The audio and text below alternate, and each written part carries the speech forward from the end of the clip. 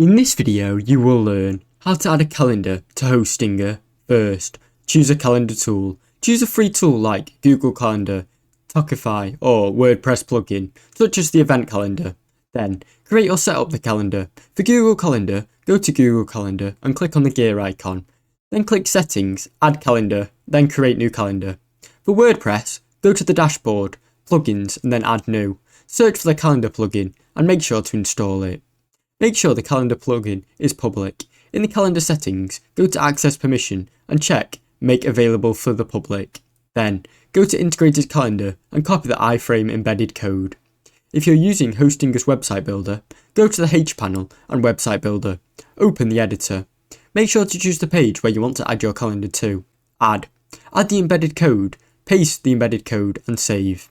If you're using WordPress, open the page or post where you want to add your calendar. Switch to text or HTML, then paste the iframe embedded code. Click Update and Publish. Customize.